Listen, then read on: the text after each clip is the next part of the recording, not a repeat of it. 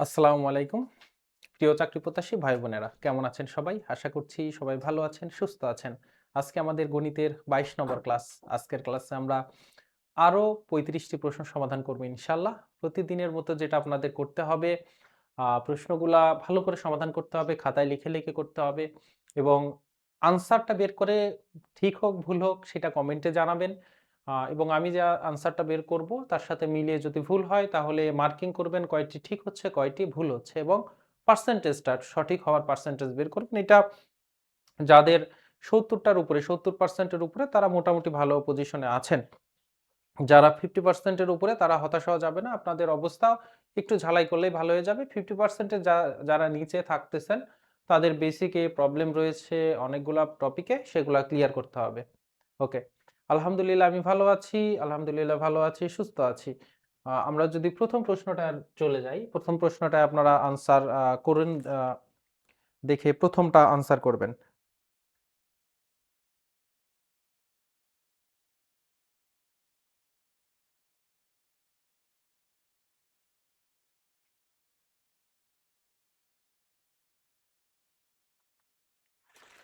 দেখেন, আমি করছি, আমার আগে করার চেষ্টা করবেন। একজন ব্যবসায়ী একই দামে ২ টি কম্পিউটার একজন ব্যবসায়ী একই দামে ২ টি কম্পিউটার বিক্রি করল।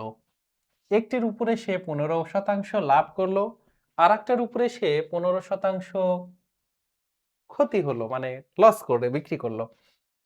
তার শতকরা কত লাভ বা ক্ষতি হলো? মানে এর আগে আমি আপনাদেরকে যে প্রশ্নগুলো দেখাচ্ছিলাম, সেখানে একটা পণ্যের উপরই একবার লাভ করলাম, একবার ক্ষতি করলাম, অথবা ২ বারই লাভ করলাম, অথবা ২ বারই ক্ষতি করলাম। তার মানে লাভ ক্ষতির হিসাব ২ বার হচ্ছিল একটা পণ্যের উপরে।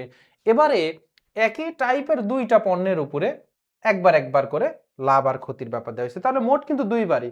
সো এই ধরনের প্রশ্নটাও চোখ বন্ধ করে x plus y into xy divided by ১০০ এই সূত্র ইউজ করে ফেলতে পারেন।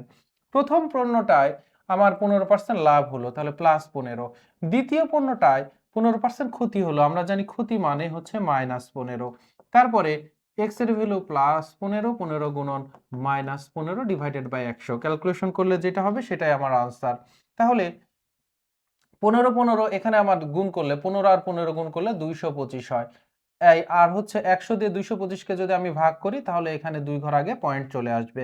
১৫ থেকে ১৫ বিয়োগ করলে ০ হয়ে যাবে। তাহলে এখানে প্লাস মাইনাসে মাইনাস, মাইনাস 2.55 সরি ২.25 ১৫, ১৫ ২২৫। তাহলে এই যে মাইনাস থাকা মানে ক্ষতি হবে। তাহলে কত লাভ হবে? ক্ষতি হবে ২.25%। ইয়েস।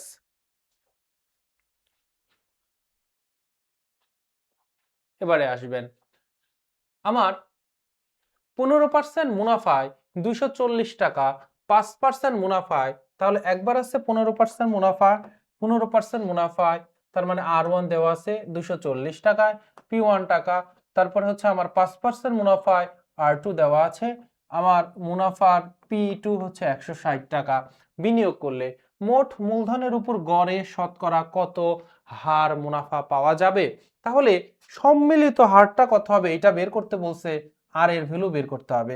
তাহলে গত দিনে আমরা এই টপিকটা ভালো করে পড়েছি যে যখন ২ টা দেওয়া থাকবে তখন আমার P1 R1 plus P2 R2 আর নিচে হচ্ছে আমার মূলধন ২ টার যোগফল হবে। তাহলে আমরা এখানে যদি বসাই ২৪০ P1 R1 হচ্ছে আমার ১৫ যোগ P2 হচ্ছে আমার ১৬০ আর R2 হচ্ছে আমার ৫, নিচে ২ টার যোগফল, তার মানে ২৪০ যোগ ১৬০। তাহলে নিচে হচ্ছে আমার ৪০০ আর এখানে ৫ লং ৮০, ৮০০ আর এখানে ২৪ আর হচ্ছে আমার ২৪ আর হচ্ছে আমার কত ১৫ গুণ করলে তাহলে ৮ ১৫ তাহলে ৩৬ ৩৬০ ৩৬০০ হবে। আপনারা একটু ক্যালকুলেশন করবেন। ঠিক আছে? ৮ ১৫ ১২০ তাহলে ৩ ১২০ এ ৩৬০ আর একটা শূন্য। ওকে। তাহলে এবারে এসে ৩৬০০ আর ৮০০ যোগ করলে ৪৪০০ আর নিচে হচ্ছে ৪০০ দিয়ে ভাগ। এই ২ টা শূন্য কেটে দেন। ৪ দিয়ে ৪৪ কাটলে ৪ ১১ ৪৪। তাহলে ১১% হচ্ছে আমার সম্মিলিত সুদের হার। ১১% হচ্ছে সম্মিলিত সুদের হার। ১৫% না, ১১% হবে আনসার। ঠিক আছে? ১১% এইটার হচ্ছে ১১% হচ্ছে সম্মিলিত সুদের হার। এবার দেখেন গমের মূল্য 15% কমে যাওয়ায়, গমের মূল্য 15% কমে গেছে, কমে যাওয়ায় 6,000 টাকায় পূর্বাপেক্ষা এক কুইন্টাল মানে হচ্ছে 100 কেজি। এটা কিন্তু আমরা এই যে আজকে 738তম প্রশ্নের মধ্যে আছি, এর প্রিভিয়াসে আমরা একাধিক প্রশ্ন এই কুইন্টালটা পেয়েছিলাম, আমরা যেখানে পরিমাপের টপিক থেকে ম্যাথ নিয়েছিলাম। তাহলে 100 কেজি দেখেন আমার বাজারে যে দেখলাম আমি যে টাকা হিসাব করে নিয়ে গেছি অ্যাকচুয়ালি 15% দাম কমে গেছে। তাহলে আমি নিয়ে গেছিলাম 6,000 টাকা দিয়ে, তো আমি একটা প্রেডিক্ট করে গেছিলাম 6,000 টাকা আমি এত কেজি কিনতে পারবো, কিন্তু 15% দাম কমে যাওয়ার কারণে আমি এক্সট্রা 100 কেজি আমি গম পেয়েছি। তাহলে আমরা যদি চিন্তা করি এই 6,000 এর 15%, এই 6,000 এর 15% আমরা বের করি যে এটা আসলে কত, তাহলে 6,000 এর মানে গুণন 15% মানে 100 দিয়ে ভাগ, তাহলে দুইটা শূন্য কেটে দেই, 6×15 = 90, 900 টাকা। এই যে দেখেন আমি যে টাকা দিয়ে, যে আমি ধরেন সাপোজ আমি 6,000 টাকা নিয়ে গেছি 60 কেজি কেনার জন্য, এটা আমি এক্সাম্পল দিচ্ছি, বাজারে যে দেখছি দাম কম, 60 কেজি আমি কিনলাম, আমার হচ্ছে 6,000 টাকা লাগে নেই, 5,000 টাকা, আরো 1,000 টাকা বাকি আছে, তাহলে 1,000 টাকা দিয়ে যদি আমি আরো কিনি তাহলে আরো এক্সট্রা কিনতে পারবো। এই ম্যাথে কিন্তু সেম ঘটনাটাই ঘটছে। তাহলে এই যে 900 টাকা যে কমে গেছে 15% অফ 6,000, এই 900 টাকাতে আমি 100 কেজি আসলে পেয়েছি। তাহলে বলতেছে 1 কেজি গমের দাম হচ্ছে বর্তমান মূল্য কত, তাহলে 9 কেজির দাম হচ্ছে আমার, সরি 100 কেজির দাম হচ্ছে আমার 900 টাকা, তাহলে 1 কেজির দাম আসলে কয় টাকা করে, 9 টাকা করে। বর্তমানে 1 কেজির দাম হচ্ছে 9 টাকা করে। ইয়েস। তাহলে এই প্রশ্নটা এবার করেন, এটা কিন্তু একই টপিকের একই ধারার কিন্তু একটু কমপ্লেক্স এই ম্যাথটা। তো দেখেন চালের মূল্য 20% বৃদ্ধি পাওয়াতে এবার দাম আরো বেড়ে গেছে, আবার চালের মূল্য 20% বেড়ে গেছে দিয়ে 750 টাকা নিয়ে আমি গেছিলাম চাল কিনতে, 20% বেড়ে যাওয়াতে পূর্বাপেক্ষা 5 কেজি চাল কম পাওয়া গেছে। পূর্বাপেক্ষা কয় কেজি চাল কম পাওয়া গেছে, 5 কেজি কম পাওয়া গেছে। 1 কেজি চালের বর্তমান মূল্য আর চাই নাই, চেয়েছে পূর্ব মূল্য। চিন্তা করছেন যে প্রিভিয়াসে আমি যে টাকা হিসাব করে গেছিলাম বাজারে ওই মূল্যটার কথা জিজ্ঞেস করেছে, তো বলতেছে চালের মূল্য 20% বৃদ্ধি পাওয়ায় পূর্বাপেক্ষা 5 কেজি কম পেয়েছি। তাহলে এই যে 700 যে আমার 50, এই 750-এর 20% আসলে আমরা একটু বের করি যে আসলে কত, তাহলে 750 গুণন 20%, 20 বাই হচ্ছে 100, এখান থেকে একটা শূন্য কেটে দিই, এখান থেকে একটা শূন্য কাটি, এখান থেকে এখানে কাটলে 2, 75 দুগুণে 150। তাহলে চিন্তা করেন এই যে 20% দাম কমে গেছে, তাহলে সরি বৃদ্ধি পাইছে, তাহলে 750-এর 20% হচ্ছে 150, এই 150 টাকা আমার ঘাটতি পড়ে গেছে, যেই কারণে আমি 5 কেজি কম পেয়েছি। তাহলে 5 কেজির দাম আসলে বর্তমান মূল্য, বর্তমানে কিন্তু আমি 5 কেজি কম পেয়েছি, আমি কিনতে যে আমার টাকা শর্টেজ পড়ার কারণে 150 টাকা শর্ট পড়ার কারণে, কারণ দাম বেড়ে গেছে, 150 টাকা শর্ট পড়ার কারণে আমি 5 কেজি নিতে পারি নাই। তাহলে 5 কেজির দাম যেহেতু 150 টাকা, 1 কেজির দাম তাহলে 5 × 130 টাকা, এটা বর্তমান দাম, এটা বর্তমান দাম। তাহলে বর্তমান দাম হচ্ছে আমার 100, বর্তমান দাম হচ্ছে 30 টাকা, পূর্ব মূল্য চেয়েছে। তাহলে আপনারা বলতে পারেন যে দেখেন আমার চালের মূল্য 20% বেড়ে গেছে, তাহলে আদি মূল্য 100% হলে বর্তমান 20% বেড়ে 120%। তাহলে আপনি এইভাবে করতে পারেন 120 টাকা বর্তমান মূল্য হলে আদি মূল্য 100 টাকা, সুতরাং 1 টাকা হলে 100/120, সুতরাং 30 টাকা হলে আমার 100/120 গুণন 30, তাহলে 4 দিয়ে কাটলে 25 হচ্ছে আমার আনসার। এইভাবে আপনারা বের করতে পারেন 25 টাকা পূর্ব মূল্য। অথবা এই যে 30 টাকা যে আমি পেলাম, এখন আমি লিখতে পারি যেহেতু 20% বেড়ে গেছে 120% ইকুয়াল 30, সুতরাং 100% ইকুয়ালের ভ্যালু বের করবেন।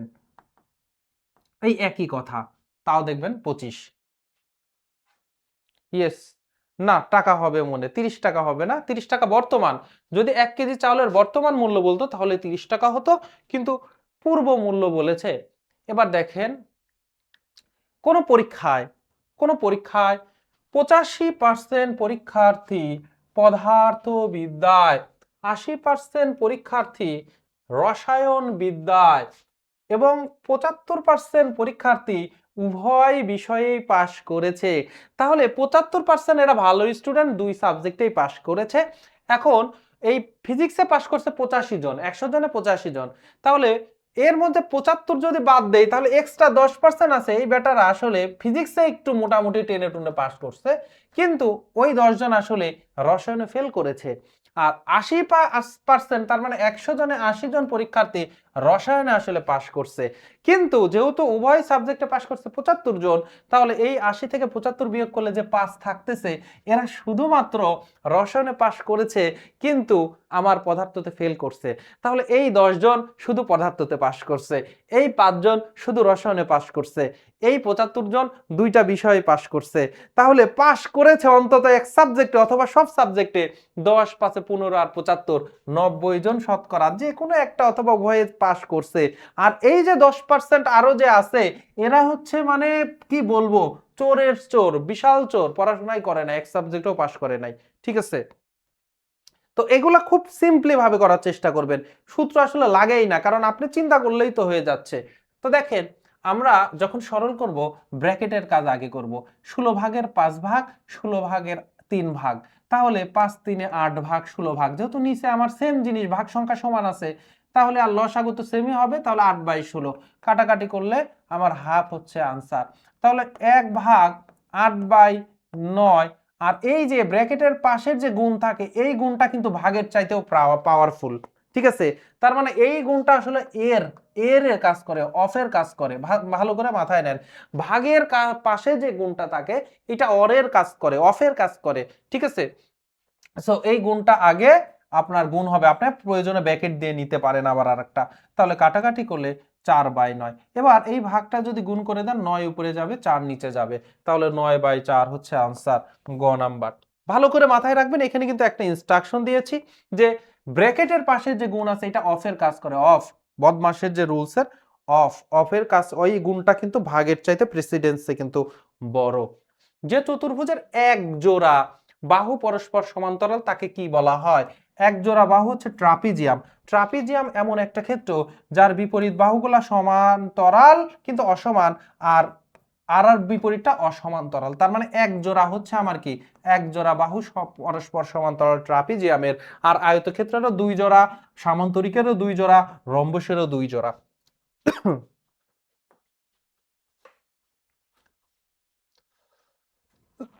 একটি ট্রাপিজিয়ামের সমান্তরাল বাহুদ্বয়ের দৈর্ঘ্য 10 আর হচ্ছে 8 সেন্টিমিটার, ওয়ার ক্ষেত্রফল 63 বর্গ সেন্টিমিটার হলে সমান্তরাল বাহুদ্বয়ের মধ্যবর্তী দূরত্ব কত? দেখেন, আমরা ট্রাপিজিয়ামের ক্ষেত্রফলও কিন্তু প্রিভিয়াসে আমরা দেখেছি, মুখস্থ করার কথা আপনাদের। হাফ গুণন সমান্তরাল বাহুদ্বয়ের যোগফল, এই যে এ আর বি পরস্পর সমান্তরাল বাহু, গুণন হচ্ছে ওই সমান্তরাল বাহুদ্বয়ের মধ্যবর্তী দূরত্ব, বা তাকে উচ্চতা আপনি বলতে পারেন। তো সমান্তরাল বাহুদ্বয়ের মধ্যবর্তী দূরত্ব, এটাই কিন্তু অ্যাকচুয়ালি উচ্চতা, এটাই এইচ। তাহলে দেওয়া আছে এরিয়া হচ্ছে আমার কত, ক্ষেত্রফল 63, তাহলে হাফ গুণন এ প্লাস বি, 10 আর 8 যোগ করলে 18 গুণন এইচ, তাহলে এইটা হচ্ছে 9, এই 9 দিয়ে ভাগ করলে 7 নং 63, তাহলে এইচ এর ভ্যালু হচ্ছে কত আমার 7, এইচ এর ভ্যালু হচ্ছে কত 7, 7 ক নাম্বার হচ্ছে আনসার। ইয়েস, 7। আপনারা এবিসিডি না বলে মানে আনসারটা করবেন হচ্ছে ইয়ে করে, যে এইটার 7 উত্তর, আর একটার যে কোনো উত্তর, কিন্তু কোনো সমীকরণ থাকলে সেই ক্ষেত্রে আপনারা করতে পারেন। তিনটি ক্রমিক সংখ্যার যোগফল 33। যখনই ক্রমিক সংখ্যার যোগফল বলছে, ক্রমিক মানে পর পর এক এক করে বেশি, তার মানে একটা সংখ্যা x আর একটা সংখ্যা x+1 আর একটা সংখ্যা x+2, এভাবে করতে পারেন। অথবা একটা x দিলেন, তার আগেটা x-1, তারপর একটা x+2 দিতে পারেন, আপনার যেইটা ইচ্ছা ভাই, সরি x+1 দিতে পারেন।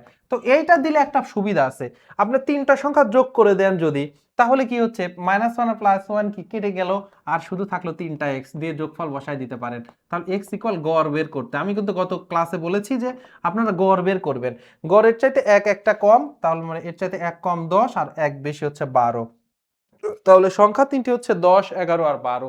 গুণফল কত? তাহলে 12 গুণন 10 120, এখন এর সাথে আমি আবার কি করব, 11 গুণ করব, 11 12, তাহলে 132 আর একটা শূন্য, 1320 হচ্ছে আমার আনসার, 1320 হচ্ছে আমার আনসার। ক্লাসটা করতে পারলাম না, পরে দেখতে হবে ইনশাআল্লাহ। সময় করে নিয়ে অবশ্যই দেখবেন, ক্লাসগুলা নোট করবেন। আপনারা কিন্তু গত ক্লাসে জানিয়েছেন, অনেকেই নোট করছেন একদম শুরু থেকে। 20টি ক্লাস গত ক্লাসে বলেছিলেন, শুরুর 20টি ক্লাস নোট করেছেন। তাহলে আজকে একটু কারা কারা 21 পর্যন্ত ক্লাস নোট করেছেন এটা একটু জানাবেন।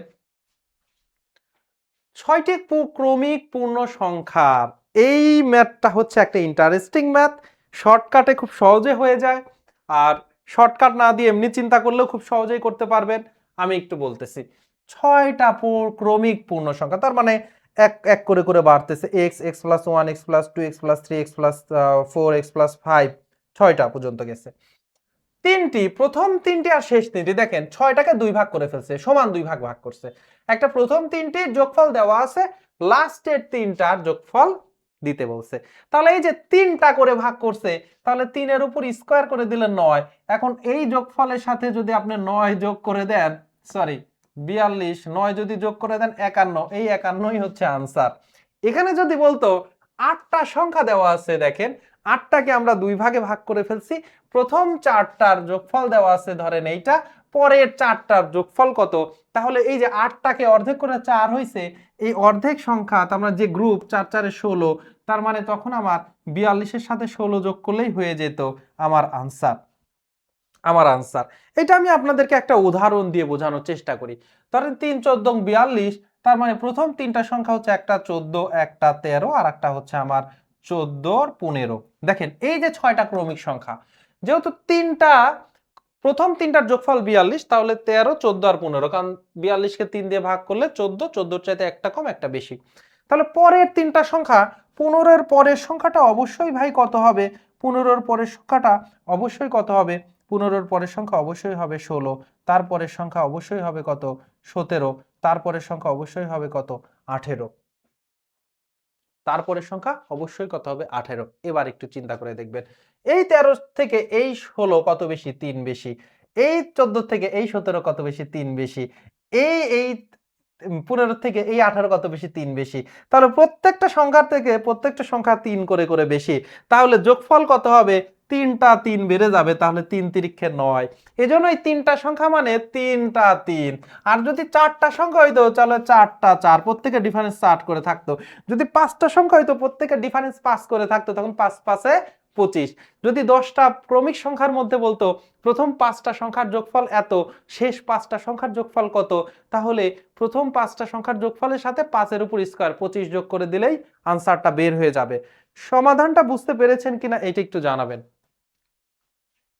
একটি বৃত্তের পরিধি ও ব্যাসের অনুপাত, পরিধি হচ্ছে 2 পাই আর, আর ব্যাস হচ্ছে 2 আর, ঠিক আছে।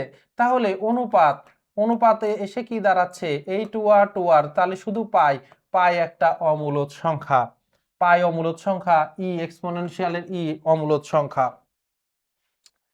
তিনটি সংখ্যার গুণফল 972, তিনটি সংখ্যার গুণফল 972, ক্ষুদ্রতম সংখ্যাটি বৃহত্তম সংখ্যাটির 1/3 বলেন।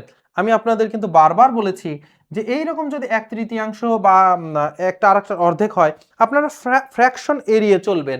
তাহলে একটা 3 গুণ হলে আরেকটা 1 গুণ। তাহলে 1/3 যেহেতু বলছে, ক্ষুদ্রতমটাকে x ধরেন আর বৃহত্তমটাকে তাহলে 3x ধরলাম। বুঝতে পেরেছেন? তাহলেই কিন্তু, না হলে কি করতে হতো? বড়টাকে x ধরলে এটাকে x/3 ধরতে হইতো। আমি ভাঙাভাঙির মধ্যে যাব না। এবার বলতেছে মধ্যম সংখ্যাটা ক্ষুদ্রতম সংখ্যার 3/2 গুণ, তাহলে 3/2 ইন্টু এক্স, ক্ষুদ্রতম সংখ্যা যেহেতু এক্স। এখন বলতেছে সংখ্যা তিনটির যোগফল কত হবে? তাহলে 3টা, তাহলে আগে আমার সংখ্যা বের করতে হবে।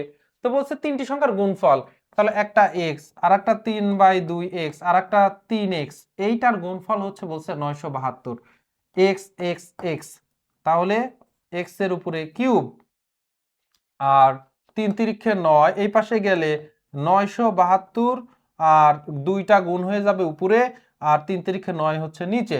9 দিয়ে ভাগ করলে 9 একে 9, তারপরে ভাগ জানা 0, 8 9 72, 108 গুণন 2 216। তাহলে x ইকুয়াল হবে √3√216, তার মানে হচ্ছে আমার 6। 5 5 এর উপর কিউব করলে 5 গুণন 5 25, 5 25 125, 6 6 36, 6 36 216। তাহলে একটা সংখ্যা যদি এক্স হয়, এটা যদি 6 হয়, 3x 3 6 18 হবে, আর এইটা হবে আমার 3 6 18, এটা হচ্ছে 9। তাহলে এখন বলছে যোগফল কত? 18 আর হচ্ছে 6 হচ্ছে আমার 24, 24 আর 9 হচ্ছে 33। তাহলে ঘ নাম্বার হচ্ছে আনসার। ঘ নাম্বার হচ্ছে আনসার। ঘ নাম্বার হচ্ছে আনসার। বুঝতে পেরেছেন? এবার এই প্রশ্নটা আপনারা কিন্তু উত্তর দিতে পারতেছেন না, খুব কম হয়ে যাচ্ছে। উত্তর বেশি দিতে হবে, অথবা পরে পরে উত্তর দিচ্ছেন, দ্রুত উত্তর দেওয়ার চেষ্টা করবেন। কোন সংখ্যার হাফ অংশের সাথে এক্স যোগ করলে সংখ্যাটির আছে 2/3 হয়, সংখ্যাটি কত? এই কোন সংখ্যা, এটাকে এক্স ধরি, তাহলে এক্স এর হাফ অংশের সাথে, তার মানে x/2 এর সাথে যদি 6 যোগ করি, তাহলে আমার বলতেছে ওই সংখ্যাটা 2/3 হয়, তাহলে 2/3 এক্স। বুঝতে পেরেছেন? এখন আমি 2 লসাগুলো x, 6 দুগুণ 12, 2x আর নিচে 3, আর গুণ করলে 3x, 3 12 36, 2 দিয়ে করলে 4x। এবার এই 3x কে ওই পাশে নিয়ে গেলে 4x থেকে 3x বিয়োগ করলে x হয়, এই পাশে 36, তাহলে পুরো সংখ্যাটা আসলে 36। বুঝতে পেরেছেন? ম্যাথ কঠিন না। ম্যাথ হচ্ছে ভাষাটাকে ভাষার মতো করে ধরতে হবে। ভাষাটা যেমন আপনি ওইভাবেই চিন্তা করতে হবে। দেখেন আমি পড়লাম, পড়া অনুযায়ী আমি সমীকরণ তৈরি করলাম, সলভ করলাম। আমি পেঁচাবোই না। আমি কোনো জিনিস পেঁচাতেই যাব না। অতিরিক্ত ভাবতেও যাব না। অতিরিক্ত কেন ভাববো? আগের যে ম্যাথটা একই টপিকের ম্যাথ, খালি মান আলাদা। 8 ভাগের 5 ভাগ, 8 ভাগের 3 ভাগ। 5 আর 3 যোগ করলে 8 ভাগের 8 ভাগ। তাহলে করলে 1 1 গুণ থাকা মানে সেম জিনিসটাই। তাহলে 1 ভাগটা গুণ হয়ে যাবে, 9/8 হয়ে যাবে। তাহলে 9/8 আনসারে নাই। তাহলে 8 যেহেতু ছোট, তাহলে 8 দিয়ে আমরা 9 কে যদি ভাগ করি, তাহলে 9 1 8 1 8, তাহলে 1 পূর্ণ 1/8 হবে আনসার, খ নাম্বারটা। ঠিক আছে? মানে আমি ম্যাথ পড়বো, ম্যাথ করে সমাধান করে চলে যাব। অতিরিক্ত ভাববেন না। ম্যাথ সবসময় একটা রুলস মেনটেন করে। রুলসটাই হচ্ছে আপনার বেসিক। রুলসটাই বেসিক। কিন্তু একটা রুলস জানার পরে আপনি কোনো সময় চিন্তা করবেন না। আর এই যে সংশয়বাদী, আপনারা জানেন যে যারা অতিরিক্ত উল্টাপাল্টা চিন্তা করে, ওরাই কিন্তু কি সংশয়বাদী হয়ে যায়, অ্যাগনোস্টিক যেটাকে বলে। ঠিক আছে? সব ক্ষেত্রেই তো বেশি কিন্তু উল্টাপাল্টা চিন্তা করা যাবে না। পরীক্ষায় ক এর প্রাপ্ত, দেখেন এই ম্যাথটা আমি একটু কিভাবে সলভ করতেছি। পরীক্ষায় ক এর প্রাপ্ত নম্বর যথাক্রমে 70, 85, 75। চতুর্থ সংখ্যা, চতুর্থ পরীক্ষায় তাকে কত নম্বর পেতে হবে যেন তার গড় 80 হয়? দেখেন গড় 80 মানে 4টা আমরা যোগ করব, 4টা যোগ করে 4 দিয়ে ভাগ করলে 80 করে থাকবে প্রতিটাতে। তো আমার এই 75-এ 80 থেকে কত কম আছে? 5। তাহলে 85 থেকে যদি 5 এখানে আমি দিয়ে দেই, তাহলে এটাও 80 হয়ে যায়, এটাও 80 হয়ে যায়। এখন প্রথম সংখ্যাটা কত আছে? 70। তাহলে 70-কে 80 বানাইতে কত লাগে? 10 লাগে। তাহলে এই 10 আসলে চতুর্থ সংখ্যা থেকে পাবে।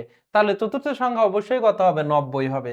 তো এইভাবে আপনারা কি একটু যদি লজিক চিন্তা করেন তাহলেই হয়ে যায়। আর না হলে আপনাকে এটা লিখতে হবে 70, 85, 75 plus x divided by 4 equal 80। এই সবগুলো যোগ করবেন, এটা 4 দিয়ে গুণ করবেন, তারপরে বিয়োগ করবেন, দেখবেন 90 বের হয়েছে। আর না হলে যেহেতু গড় 80, সো এটা 75 আছে, 75কে 80 বানাইতে 5 লাগে, এই 5টা এখান থেকে দেন, তাহলে দুইটাই 80 80 হয়ে গেছে, তাহলে এই দুইটার বালাই শেষ। এখন এইটা 70, তা 80 হইতে 10 লাগে, তাহলে পরের সংখ্যাটা আসলে এভারেজের চাইতে 10 বেশি, এজন্য 90। ঠিক আছে? এই দেখেন আরেকজন 82 বের করছে। কি একটা অবস্থা! ইজ্জত রাখবেন না।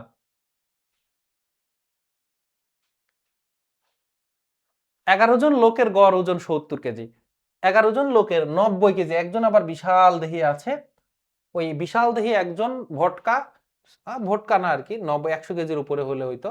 তো 90 কেজি ওজনের একজন লোক চলে গেলে বাকিদের গড় ওজন কত হয়? আবার অন্য কেউ 90 কেজি ওয়েট হলে আমার মন খারাপ করে না। এটা আদরের ডাক। ঠিক আছে?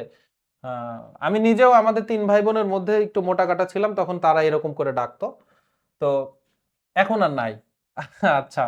তাহলে 90 গুণন হচ্ছে 11, সরি 70 গুণন হচ্ছে 11, মানে 7 জনের গড় যেহেতু 70 কেজি, সরি 11 জনের, তাহলে ওদের মোট হবে কি? 7 11 77, 770 কেজি কিন্তু সবার মোট হচ্ছে তাদের ওজন বা ভর। তো 90 কেজি একজন যদি চলে যায়, তাহলে 90 বিয়োগ করে দেই। শূন্য, 7 × 17, তাহলে 8, হাতে আছে 1, এটা বিয়োগ করে যদি আমরা দেই ধারেরটা 680। এই 680 জন কি হয়েছে আমার বলেন তো? 10 জনের। এখন কিন্তু 10 জনের 680, যখন 10 দিয়ে ভাগ করলে গড়টা পাবেন 68 কেজি। এই হচ্ছে ব্যাপার। Yes, yes, 68 KG. এইটাই চাচ্ছি যে আপনারা আগে আগে বের করে ফেলবেন। এবার এই প্রশ্নটা দেখেন, খুবই মজাদার প্রশ্ন এবং খুবই ইম্পর্টেন্ট প্রশ্ন। একটি সোনার গহনায় ওজন 16 গ্রাম। 16 গ্রাম হচ্ছে ওজন দেওয়া আছে। এতে সোনা ও তামার অনুপাত, সমস্যা করছে কি দেখছেন, খাদ মশাইছে তামা, 3 ভাগ আর 1 ভাগ। তাহলে 3 ভাগ সোনা, 1 ভাগ হচ্ছে আমার তামা, মোট আছে হচ্ছে 16 ভাগ। তাহলে 3 ভাগ আর 1 ভাগ 4 ভাগ। তাহলে 16কে যদি আপনি 4 দিয়ে ভাগ করেন তাহলে প্রতি ভাগে 4 গ্রাম করে পড়তেছে। তাহলে 3 4 এ 12 গ্রাম হচ্ছে এখানে সোনা আছে আর 4 গ্রাম হচ্ছে তামা আছে। এবার বলতেছে কি পরিমাণ সোনা যদি মেশান ভাই, তাহলে অনুপাত 3:1 এর জায়গায় 4:1 হয়ে যাবে। তার মানে তামা আমার 1 ভাগ 1 ভাগই থাকতেছে, কিন্তু এই 3 ভাগ থেকে সোনা 1 ভাগ বেড়ে যাচ্ছে। তাহলে সোনা 1 ভাগ বেড়ে যাচ্ছে আর 1 ভাগ মানে হচ্ছে 4 গ্রাম। তাহলে 4 গ্রাম আপনার বাড়াইতে হবে। 4 গ্রাম কি করতে হবে? বাড়াতে হবে। ইয়েস। আসিফ অফিসে যাবার সময় অর্ধেক দূরত্ব 5 কিমি বেগে অতিক্রম করে। ধরেন এরপরে বাকি অর্ধেক দূরত্ব 3 কিমি বেগে অতিক্রম করে। ধরে নেন তার যাত্রা মোট হচ্ছে আমার 2x, যেহেতু 2 ভাগ করে ফেলছে, একটা x আর আরেকটাও x, তাহলে অর্ধেক x হলে সম্পূর্ণটা 2x। প্রথম x অংশটা গেছে হচ্ছে আমার 5 কিলোমিটার পার বেগে। তাহলে এইটুক যাইতে কত সময় লাগছে? আমি এইটুক x হলে x কে যদি আমি কি দিয়ে ভাগ করি, আমি x এ যদি বেগ দিয়ে ভাগ করি তাহলে সমান পাওয়া যায়, সময় পাওয়া যায়, t1 পাওয়া যায়। তাহলে x/5। তারপরে বাকি অংশ 3 কিলোমিটার বেগে গেছে, কারণ আমরা জানি বেগ ইকুয়াল দূরত্ব ডিভাইডেড বাই সময়, দূরত্ব ডিভাইডেড বাই সময়। তাহলে সময় ইকুয়াল কি হবে? সময়টা এই পাশে এলে উপরে চলে যাবে, বেগটা নিচে চলে যাবে। তাহলে দূরত্ব ডিভাইডেড বাই বেগ। তাহলে এখানে t2, আমরা পরের x, পরের অর্ধেক যাইতে t2 সময় লাগলে, তাহলে এতটুকু দূরত্ব হচ্ছে আমার x, বেগ হচ্ছে আমার কত? 3। এখন বলতেছে যে গড় বেগ ঘন্টায় কত কিলো। তাহলে গড় বেগ যদি আমরা বের করতে যাই, তাহলে মোট দূরত্ব ডিভাইডেড বাই মোট সময়, মোট দূরত্ব x প্লাস x2x আর মোট সময় লাগছে t1 প্লাস t2। তাহলে t1 হচ্ছে x/5 আর t2 হচ্ছে x/3। লসাগু যদি করি, যোগফল 3 পাশে 15, 3x প্লাস 5x, 3 পাশে 8x, বাই হচ্ছে 15। তাহলে 8x/15। এটা যদি আমি 2x আর এই 15টা উপরে চলে যাবে, 8xটা নিচে আসছে, x কাটা 2 এখানে কাটা 4, তাহলে 15 বাই হচ্ছে আমার 4। এইটা হচ্ছে স্বাভাবিক প্রসেস। পুরা প্রসেস রিটেনও করলে এইভাবেই করতে হবে, শুধু একটু ধরিয়ে মনে করে এগুলা লিখতে হবে।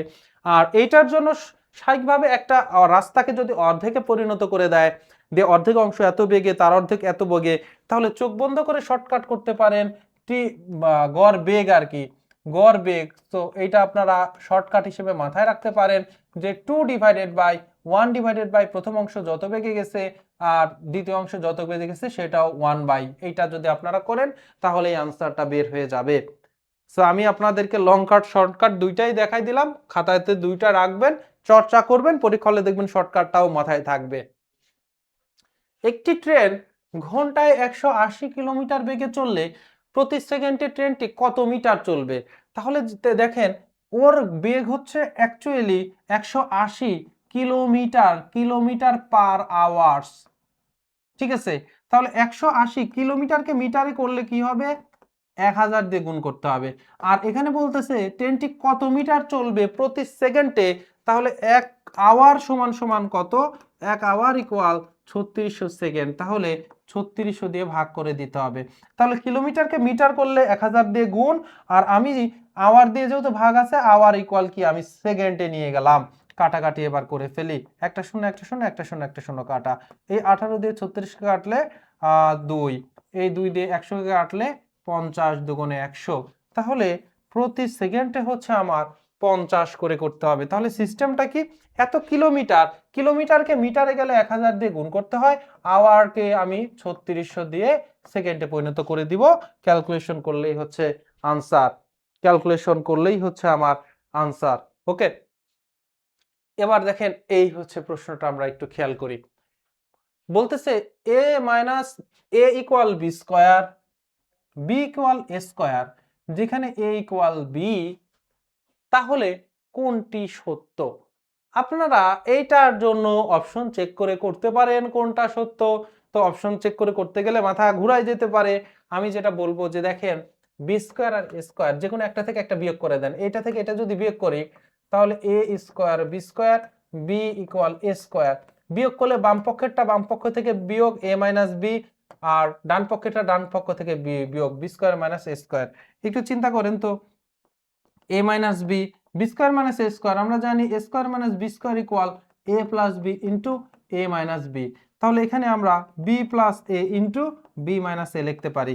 তো এই পাশে এ মাইনাস বি আছে, এই পাশে বি মাইনাস এ আছে, তাহলে এখানে যদি আপনি মাইনাস ওয়ান কমন নেন তাহলে এ মাইনাস বি, সরি এ মাইনাস বিকে আপনারা বি মাইনাস এ লিখতে পারেন। তারপরে বি প্লাস এ আর বি মাইনাস এ, এই বি মাইনাস এ উভয় পক্ষ থেকে কেটে দিতে পারেন, তাহলে এই পাশে মাইনাস ওয়ান থাকতেছে, এই পাশে থাকতেছে B plus A, B plus A কে এ প্লাস বি লিখতে পারেন, এটাকে ওই পাশে নিয়ে গেলে A plus B plus one equal zero, তার মানে A plus B plus one equal zero. গ নাম্বার হচ্ছে আনসার, গ নাম্বার হচ্ছে আনসার। গ না খ কোনটার আনসার দেখাচ্ছেন বলেন তো?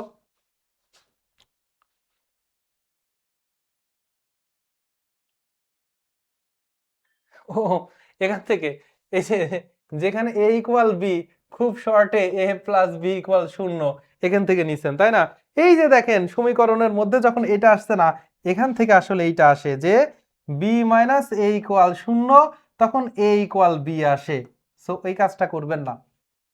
তো এখান থেকে এ প্লাস বি, এই যে এখানে বি মাইনাস থেকে আমরা ওই পক্ষ থেকে কেটে দিলাম না, তাহলে কেটে দেওয়া মানে যখন আমরা করি মানে সমীকরণে এইটা ইকুয়াল জিরো, এখান থেকে এটা আসছে, তো এইটাও কিন্তু আছে, এই যে প্রমাণ পেয়ে গেলেন। ঠিক আছে, এই হচ্ছে ব্যাপার। গ দিতে হবে, খ দিলে কিন্তু ভুল হবে। কেন ভুল হবে দেখাই দিলাম, মাথায় রাখবেন। এবার বলতেছে 4x মাইনাস 2, এটা ভালো করে মনোযোগ দিবেন, ভালো করে মনোযোগ দিবেন। 4x স্কোয়ার মাইনাস 20x এর সাথে কত যোগ করলে যোগফল পূর্ণবর্গ হবে? পূর্ণবর্গ আমার সংখ্যা কোনগুলা, যেমন 25 পূর্ণবর্গ সংখ্যা, কারণ তাকে 5 স্কোয়ার লিখতে পারি। 16 পূর্ণবর্গ সংখ্যা 4 স্কোয়ার লিখতে পারি। 225 পূর্ণবর্গ সংখ্যা কারণ 15 স্কোয়ার লিখতে পারি, তার মানে বর্গ আকারে লিখতে পারবো। কোনো রাশি তখনই পূর্ণবর্গ হয় যখন তাকে স্কোয়ার সূত্রে ফেলতে পারবো। কোন সূত্র? A plus B whole square equal A square plus 2ab plus B square, আর A minus B whole square equal A square minus 2ab plus B square. তার মানে দেখেন তো, তার মানে এই রাশিটাকে আমি সূত্র আকারে এভাবে লিখতে পারি, তার মানে এই রাশিটা একটা পূর্ণবর্গ সংখ্যা। তারপরে এই রাশিটা একটা পূর্ণবর্গ রাশি, এই রাশিকেও আমি কি সূত্র আকারে প্রকাশ করতে পারি, তাহলে পূর্ণবর্গ রাশি। আমরা যদি কি করতে পারি, আমাদের কিন্তু x square plus 4x plus 4 এই রাশিটা একটা পূর্ণবর্গ রাশি। কেন? কারণ একে আমরা সূত্রে ফেলতে পারি x square plus 2 into X into 2 plus 2 এর উপর স্কোয়ার, তাহলে এখানে লিখতে পারি এক্স প্লাস 2 হোল স্কোয়ার। তাহলে এই পুরো রাশিটাকে যেহেতু এক্স প্লাস 2 হোল স্কোয়ার, তার মানে বর্গ আকারে লিখতে পারতেছি, সো এইটা হচ্ছে পূর্ণবর্গ রাশি। তাহলে এখন আমাকে বলতেছে এর সাথে কত যোগ করলে সংখ্যাটা পূর্ণবর্গ হবে। দেওয়া আছে 4x স্কোয়ার মাইনাস 20x, তাহলে একটার সাথে x আছে, স্বাভাবিকভাবে বুঝতেই পারতেছেন যে এইটা আমার এই যে 2 এর সাথে এই মাঝেরটা দেওয়া আছে, তাহলে কনস্ট্যান্টটা দেওয়া নাই। তো আমরা এই 4x কে আমি কি বর্গ করতে পারি, 4x কে আমরা কি লিখতে পারি 2x হোল স্কোয়ার। এখানে যেহেতু 2x আছে, এখানে মাইনাস আছে, মাইনাস 2 ইন্টু 2x। এবার একটু চিন্তা করেন, তাহলে 2 ইন্টু 2x, এই যে সূত্র দিকে চিন্তা করি 2 ইন্টু a, তাহলে এর ভ্যালু এখানে 2x। এখন b টার ভ্যালু কত হবে দেখেন তো, আমার 2 দুগুণে 4, 4x, আর এখানে আছে কত 20x। তাহলে 20x কে যদি আপনারা 4x দিয়ে ভাগ করেন 20x কে, তাহলে 5 থাকতেছে, তার মানে এখানে আরো 5 গুণ আকারে থাকতে হবে, তাহলে 5 গুণ আকারে থাকলে প্লাস 5 এর উপর স্কোয়ার, তাহলেই আমরা এখানে লিখতে পারি 2x মাইনাস 5 হোল স্কোয়ার। তাহলে আমরা এই যে আমাদের 4x স্কোয়ার মাইনাস 20x, এইটাকে আমি পূর্ণবর্গ করার জন্য কি করতে হলো, আমার 5 এর উপর স্কোয়ার, তার মানে 25 কে আলাদা করে যোগ করতে হইলো। তাহলে কত যোগ করতে হবে, 25 কে যোগ করতে হবে। এই হচ্ছে আমাদের আনসার। আমি আপনাদেরকে সহজে বোঝানোর চেষ্টা করলাম বেসিক সহ। যারা এই টপিকটা একদমই নতুন বলবেন যে বুঝতে পেরেছেন কিনা। এটার মান বের করতে হবে, সরাসরি সূত্র X cube minus 1/x cube equal আমরা জানি x minus 1/x cube minus থাকলে plus 3 into X into 1/x, আবার ব্র্যাকেটের মধ্যে x মাইনাস 1/x। এটা কাটা, এইটার ভ্যালু দেওয়া হচ্ছে 1, 1 এর উপর কিউব প্লাস 3 ইন্টু 1, তার মানে 4 হচ্ছে আনসার। 4 হচ্ছে আনসার, ঘ নাম্বার। এইটা একদমই ইজি ম্যাথ ছিল। এবার দেখেন এইটার উৎপাদক কি হবে। এইটার উৎপাদক সেম জিনিসটা এরকম ভাবে যদি উৎপাদক বের করতে বলে, যে কোনো দুইটা সংখ্যার যোগফল, দুইটা আমাদের রাশির যোগফল আকারে দেওয়া আছে একটা রাশি, তাহলে আপনাকে চিন্তা করতে হবে এটা পূর্ণবর্গ কি করে করা যায়। এইটা পূর্ণবর্গ করা যায় কিভাবে, তাহলে আবার চিন্তা করেন। a⁴ প্লাস 4 দেওয়া আছে, এটাকে স্কোয়ার করেন, তার উপরে হোল স্কোয়ার করেন, তাহলে স্কোয়ারকে হোল স্কোয়ার করলে 4 হয়, প্লাস 2 ইন্টু স্কোয়ার ইন্টু আমরা কি করতে পারি, এখানে যেহেতু 4 আছে, তাহলে 4 কে আমরা লিখতে পারি 2 স্কোয়ার, তাহলে 2 গুণ করে দিলাম, তাহলে 4 কে এবার লিখলাম প্লাস 4 স্কোয়ার। এবার একটু চিন্তা করেন, সেই 4 স্কোয়ার না 2 স্কোয়ার, তাহলে একটু চিন্তা করেন এই 4টা এখানে নিয়ে আসছি, a⁴ এখানে আছে, তাহলে এই যে ভেতরে যে আমি সূত্রে ফেলার জন্য 2 ইন্টু a স্কোয়ার ইন্টু 2 নিলাম, তার মানে 2 দুগুণে 4, 4 স্কোয়ার নিলাম, এটা তো আকাশ থেকে নিয়ে আসছি না, তো এটাকে যদি আমি নিয়ে আসছি, এজন্য এটাকে আমি আবার বিয়োগ করে দিলাম, -4 a স্কোয়ার করে দিলাম। তাহলে এবার এইটুকুটাকে আমরা বর্গ আকারে লিখতে পারি a স্কোয়ার প্লাস 2 তার উপর হোল স্কোয়ার করে দিতে পারি, আর -4 স্কোয়ারকে 2a হোল স্কোয়ার করতে পারি। এবার এইটাকে এই সূত্রে ফেলে দিব, a স্কোয়ার মাইনাস b স্কোয়ারের সূত্র। আমি কিন্তু এগুলা কিন্তু অ্যাডভান্স লেভেলের। এতদিনে কিন্তু আপনারা ওই যে ছোট ছোট উৎপাদকে বিশ্লেষণ করিয়েছি, মিডিলের গুলা করিয়েছি, এখন অ্যাডভান্স লেভেলের গুলা করাচ্ছি। তাহলে এই সূত্র ফেলে দিলে এই পুরাটা a, এইটা b, তাহলে একবার স্কোয়ার প্লাস 2, একবার plus a plus b, a minus b, তাহলে একবার প্লাস নিলাম, একবার মাইনাস নিব, স্কোয়ার প্লাস 2 মাইনাস 2a। এইটা হচ্ছে উৎপাদকে বিশ্লেষণ। তাহলে আমার 2টাকে দুইবারই প্লাস থাকবে, 2 এর একবার প্লাস হবে, একবার 2 এ মাইনাস হবে, তাহলে 2 দুইবারই প্লাস, 2 হচ্ছে দুইবারই প্লাস, আর 2 এটা একবার মাইনাস একবার প্লাস, খ নাম্বার হচ্ছে আনসার। বুঝতে পেরেছেন? এগুলা কারা কারা বুঝতে পারতেছেন একবারে, তারা আমাকে একটু বলুন তো, যে একবারেই আপনারা বুঝতে পারতেছেন কারা কারা, আর যারা একবারে বুঝতে পারে নাই তারা এই ক্লাসটা আবার একবার মানে রেকর্ড করবেন, যেহেতু আমাদের অনেকগুলা মানে প্রশ্ন ব্যাখ্যা বুঝালে এরকমই হবে। একটু আপনারা নিজেরা বুঝবেন যে যারা আগে এটা একটু ঝামেলা ছিল, যারা একবারেই বুঝতে পেরেছেন, বিশ্বাস করেন আপনার জন্য গণিতের প্রস্তুতি নেওয়া একদমই ইজি হবে। মানে আমাকে লাগবেই না, আপনি সময় দিলেই হবে, বুঝতে পেরেছেন? আর যাদের এরপরে একবারে হচ্ছে না, তাদের একটু সময় দিতে হবে, বেসিক কোর্স করতে হবে আপনাদেরকে, কারণ তার মানে আপনাদের বেসিকটা অনেকটাই দুর্বল আছে। আমি যদি এখান থেকে একে দেখেন একটু রিশেপিং করে নেই, এক্স স্কোয়ার মাইনাস যদি কমন নেন, y square minus 2y plus 1 হয়, তো দেখেন তো এক্স স্কোয়ার এখানে কিন্তু সূত্রে ফেলে দিতে পারতেছেন। সূত্রটা কি? Y square minus 2 into Y into 1 plus 1 square, তাহলে X square minus Y minus 1 whole square. তাহলে এই একই সূত্র, এটা কিন্তু খুবই গুরুত্বপূর্ণ সূত্র for math, A plus B into A minus B, দুইটার উপর যখন স্কোয়ার থাকতেছে, তাহলে একবার X plus Y minus 1 plus, আর যখন মাইনাস নেবেন X square minus Y minus minus A plus 1, এই হচ্ছে আমাদের আনসার। সরি, এক্স স্কোয়ার হবে না এখানে, ওকে। তাহলে এক্স প্লাস ওয়াই আর এক্স মাইনাস ওয়াই একবার, তো এক্স যখন প্লাস ওয়াই মাইনাস 1, খ নাম্বার এর একটা উৎপাদক কোনটা? খ নাম্বার হচ্ছে আনসার, খ নাম্বার হচ্ছে আনসার, ইয়েস।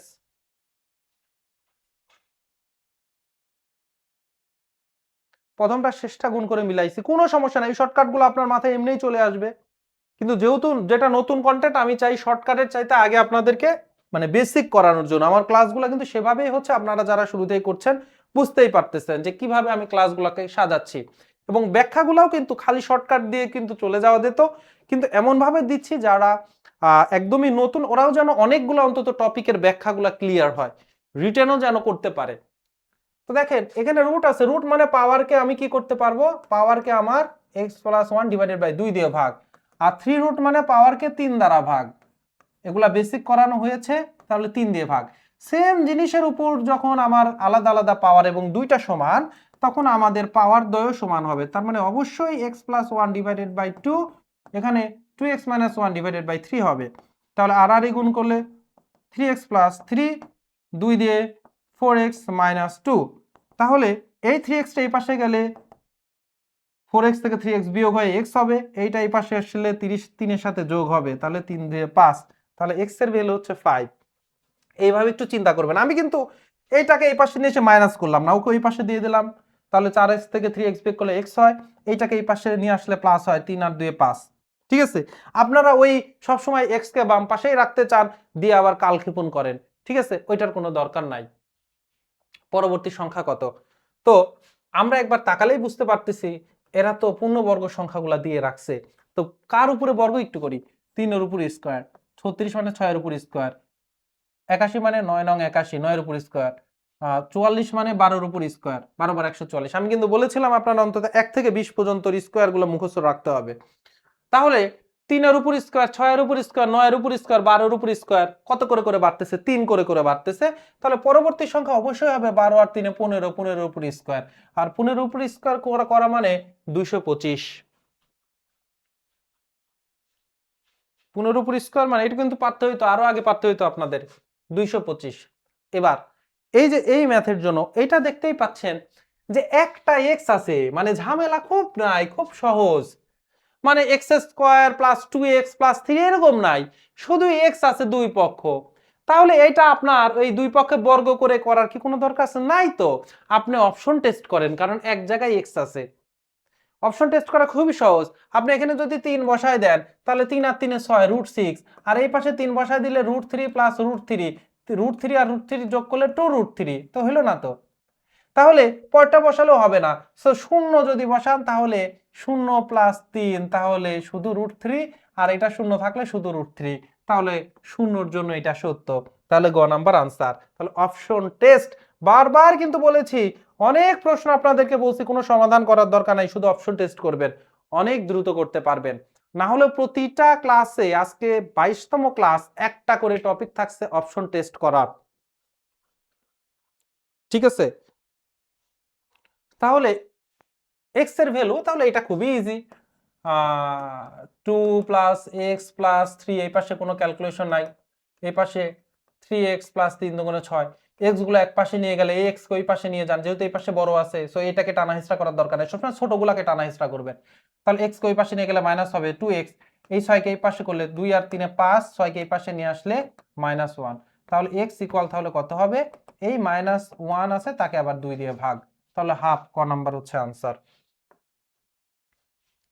ক নাম্বার হচ্ছে আনসার। কোন সংখ্যার 8 গুণ থেকে 2 গুণ বিয়োগ করলে 72 পাওয়া যায়? সংখ্যাটা যদি x হয়, তাহলে তার 8 গুণ মানে 8x, 2 গুণ মানে 2x, এই 8 গুণ থেকে 2x 2 গুণ বিয়োগ করলে 6 গুণ পাওয়া যায়, 6 গুণের ভ্যালু হচ্ছে 72। তাহলে x ইকুয়াল কত? 72 কে 6 দিয়ে ভাগ করলে 6 12 72, তাহলে 12 হচ্ছে আনসার, 12 হচ্ছে আনসার, ঠিক আছে। 2 অঙ্ক বিশিষ্ট সংখ্যা, এই রকমের ম্যাথের জন্য আমি সবসময় আপনাদেরকে বলেছি প্রিলিমিনারিতে সবসময় অপশন টেস্ট করবেন, প্রিলিমিনারিতে সবসময় অপশন টেস্ট করবেন। তাহলে লিখে নেন এখনো, এই ম্যাথগুলাতে আপনারা অপশন টেস্ট করবেন। 2 অঙ্ক বিশিষ্ট সংখ্যা, ওকে ফাইন। দশক স্থানীয় অঙ্ক একক স্থানীয় অঙ্কের হচ্ছে থেকে 5 বড়, তো দশক স্থানীয় অঙ্ক 5 বড়, 5 বড়, 5 বড়, হাই হাই, সবগুলাই এই শর্তটা মেনে গেছে। তাহলে প্রথম শর্ত আসলে কোনো কাজ নাই, এবার দ্বিতীয় শর্তের কাজ।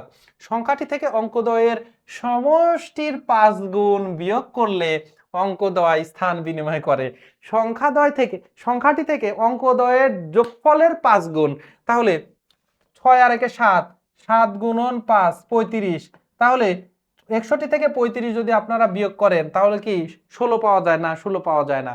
এবার কারণ স্থান বিনিময় করতে হবে, 94 কি স্থান বিনিময় করলে 49 হয়।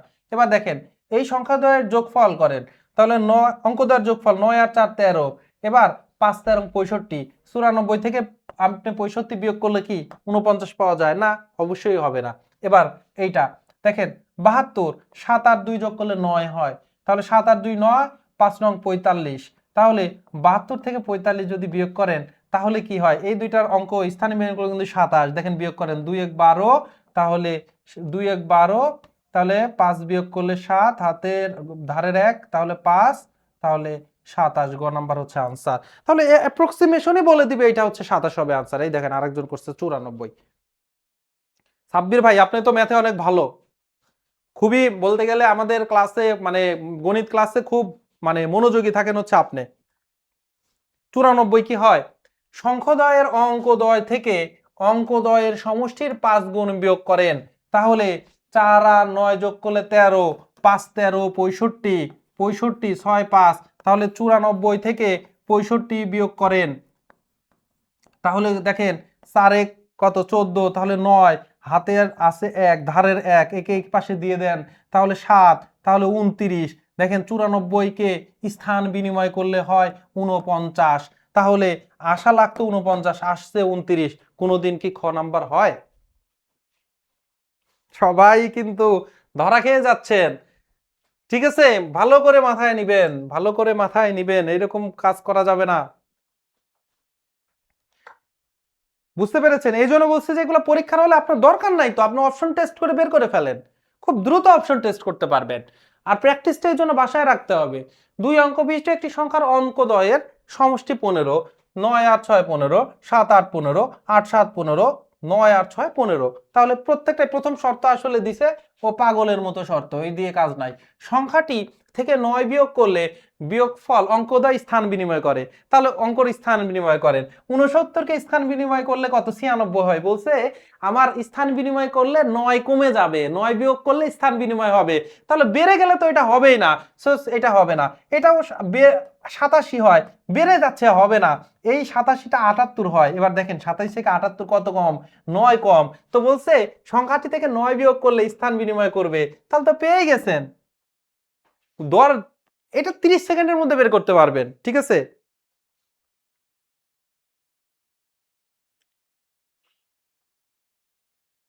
তুলিকা তুলি বলতেছে নো স্যার, কোনটা নো, ঠিক আছে,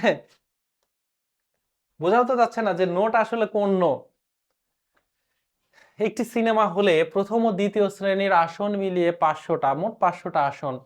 প্রথম শ্রেণীর একটি টিকিটের দাম 30 টাকা, ওকে ফাইন। দ্বিতীয় শ্রেণীর একটি টিকিটের দাম 18 টাকা, সবগুলা টিকিট বিক্রি করে ফেলছে 10,500 টাকা। দ্বিতীয় শ্রেণীর আসন কত, তা আমি ধরি প্রথম যে শ্রেণী, প্রথম শ্রেণী হচ্ছে এক্স, তাহলে মোট যেহেতু 500, তাহলে দ্বিতীয় শ্রেণীর আমার কত হবে, 500 মাইনাস এক্স, বুঝতে পারছেন। আমি ধরছি প্রথম শ্রেণীর হচ্ছে আমার এক্স, তাহলে মোট যেহেতু 500, তাহলে দ্বিতীয় শ্রেণীর হচ্ছে আমার 500 মাইনাস এক্স। তো প্রথম শ্রেণীর একটা টিকিটের দাম 30 টাকা হলে এক্সটা টিকিটের দাম হচ্ছে 30x টাকা। দ্বিতীয় শ্রেণীর একটা টিকিটের দাম যদি 18 টাকা হয়, 500 মাইনাস এক্স এর দাম হচ্ছে 500 মাইনাস এক্স এর সাথে 18 গুণ। এখন এই দুইটা আমি যোগ করলে টাকা পাওয়া যাচ্ছে 10,500। তাহলে চলেন একটু ক্যালকুলেশন করি, এখানে 30x প্লাস 500 গুণন, তাহলে 500 টাকার নোট 18টা আছে, কয় টাকা, 9,000 টাকা, মাইনাস হচ্ছে আমার 18x, 10,500। 30x থেকে 18x যদি বিয়োগ করে দেই, তাহলে আমার থাকতেছে হচ্ছে 12x ইকুয়াল ইকুয়াল এই 9,000টা 10,500 থেকে বিয়োগ করে দেন, 10,500 টাকার হিসাব আপনারা ভালোই পারেন, ঠিক আছে। তাহলে এখানে আমার কি 1500 টাকা থাকতেছে, তাহলে x ইকুয়াল কত হবে। আমি এজন্য আপনাদেরকে বলি সবকিছু টাকার হিসাব করেন, নিজে কিন্তু কেনাকাটা করতে গেছেন ওই সময় আর লস করবেন না। আর মেয়েরা হলে তো কোনোদিনই লস করবেন না, আপনারা আসলে পয়েন্টের হিসাবও ভালো বুঝেন যখন মার্কেটে থাকেন। তাহলে এখন যদি আমরা কাটাকাটি করি, দেখেন কাটাকাটি এই দুই অঙ্ক নিবেন, তাহলে 12 15 15, 12 একে 12, তাহলে 15 থেকে কত বেশি, 3 বেশি, তাহলে 3, একটা শূন্য নিয়ে আসেন, 12 2 24, তাহলে বিয়োগ করলে 6, আর এই শূন্যটা আবার নিয়ে আসেন এবং 5 12 60, তাহলে x এর ভ্যালু 125। এখন বলছে দ্বিতীয় শ্রেণীর আসন সংখ্যা কত। ভাই প্রথম শ্রেণীর আসন হচ্ছে যদি 125 হয়, দ্বিতীয় শ্রেণীর তাহলে 500 থেকে 125 বিয়োগ করে দেন, তাহলে 375 হচ্ছে আমার দ্বিতীয় শ্রেণীর। আলহামদুলিল্লাহ ক্লিয়ার, ওকে। এবারে দেখেন এই প্রশ্নটা, একটি কলমে একটি বইয়ের মোট দাম হচ্ছে 95 টাকা, এগুলো সমীকরণ, ঠিক আছে। কলমটির দাম 15 টাকা বেশি ও বইটির দাম 14 টাকা কম হলে কলমটির দাম বইয়ের দ্বিগুণ হতো, তাহলে এগুলো সমীকরণ প্লেন ভাবে চিন্তা করবেন, পেঁচাবেন না, পেঁচাইলে কিন্তু পেঁচে পড়ে যাবেন। সেটা হচ্ছে একটি কলম, ভাই কলমের দাম এক্স ধরেন, বইয়ের দাম ওয়াই ধরেন, তাহলে এদের যোগফল হচ্ছে 95, এক্স প্লাস ওয়াই ইকুয়াল হচ্ছে আপনার 95। ভালো।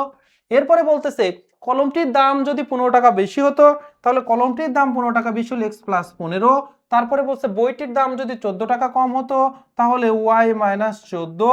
তাহলে কি ঘটনা ঘটতো, কলমের দাম যদি 15 টাকা বেশি হইতো আর ওর যদি বইয়ের দাম যদি কম হইতো, তাহলে কলমটার দামই দ্বিগুণ হইতো, কলমই বড় হইতো তখন, তাহলে এই কলমটাই তখন এই বইয়ের দ্বিগুণ হইতো। তাহলে বই যেহেতু কম, বইয়ের সাথে 2 গুণ করে আমি সমান করে দিলাম।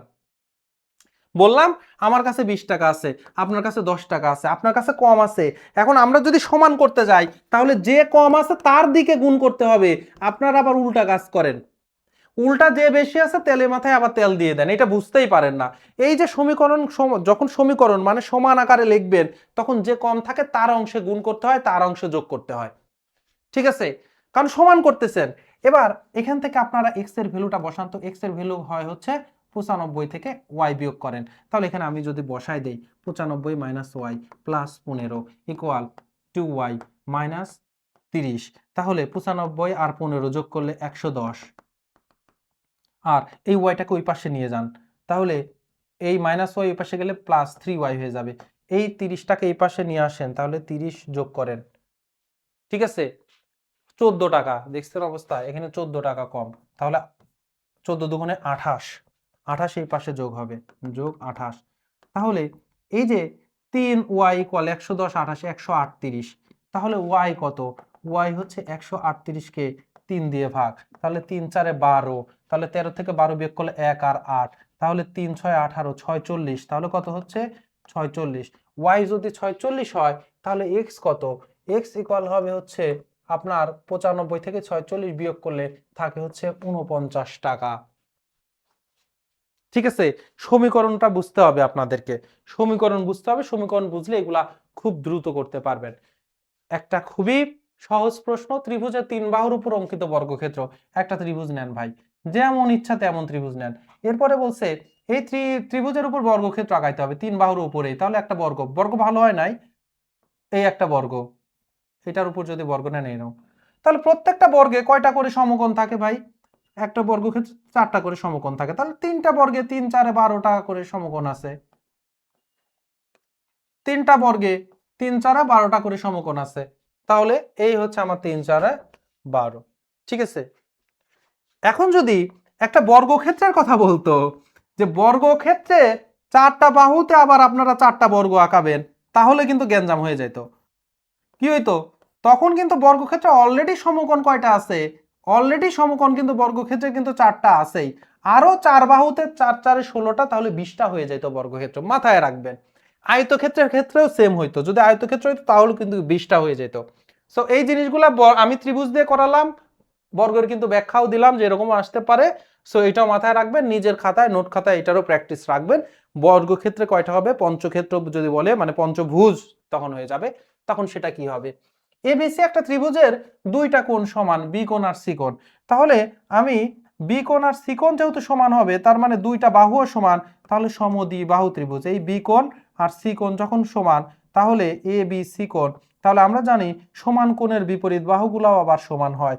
এখন তারপরে বলতেছে বিসি, বিসি হচ্ছে ভূমি, এর মধ্যবিন্দু ডি একটি বিন্দু, তাহলে আমরা যোগ করে দেই। এবারে বলতেছে কোন তথ্যটি সঠিক, তা আমরা একটু চিন্তা করি। সব সময় দেখেন আমরা নতুন একটা বাহু পেলাম এডি, তো এই এডিটা কিন্তু আমার, এডি মাঝখানের ওই মধ্যমা, এই এডিটা কিন্তু আমার দেখেন এ বি এর চাইতেও ছোট, এসি এর চাইতেও ছোট, তাহলে এডি কিন্তু ছোট, তাহলে এডি ছোট আছে কোথায়, ঘ নাম্বারে, এসি এর চাইতে ছোট। এই হচ্ছে আমাদের সমাধান। ইয়েস, তখন 20টা হইতো। তাহলে এই হচ্ছে আমাদের আজকের দিনের শেষ প্রশ্ন ছিল, শেষ প্রশ্নের ব্যাখ্যাও শেষ। আপনারা জানাবেন, আপনারা আমাকে জানাবেন যে ক্লাস করে কেমন লেগেছে, কয়টি হয়েছে কয়টি ভুল হয়েছে এটি জানাবেন, এবং পার্সেন্টেজটা জানাবেন, কয়টি হয়েছে কয়টি ভুল হয়েছে এটা জানার দরকার নেই, বলবেন যে আমার 70% হয়েছে, আমার 67% আমি সঠিক করতে পেরেছি। এবং আপনাদের অগ্রগতি কেমন হয়েছে সেটাও জানাবেন। কারা, কারা প্রত্যেকটা ক্লাসে নোট করেছেন বা করতেছেন, ১-২টা বাকি আছে, করে ফেলবেন, এরকমগুলাও আপনারা জানাবেন। আর যারা আসলে এখনো করতে পারতেছে না, ক্লাসগুলা শুরু থেকে শেষ পর্যন্ত করবেন, করার চেষ্টা করেন। আপনারা ক্লাসগুলো পেয়ে যাবেন ইএম জব ইউটিউব চ্যানেলে। সেখান থেকে আপনারা ৫টা চ্যাপ্টারের উপর ৫টি চ্যাপ্টারের উপর বেসিক ক্লাসের প্লেলিস্টও দেওয়া আছে, সেগুলো আপনারা যাদের ঘাটতি রয়েছে করে ফেলতে পারবেন। ইনশাআল্লাহ দ্রুততর সময়ের মধ্যে বাকি চ্যাপ্টারগুলোরও বেসিকের প্লেলিস্ট পেয়ে যাবেন। ক্লাস আজকের এখানেই শেষ করছি। আপনাদের সাথে দেখা হবে আগামী ক্লাসে। সে পর্যন্ত ভালো থাকুন, সুস্থ থাকুন। আসসালামু আলাইকুম রহমতুল্লাহ।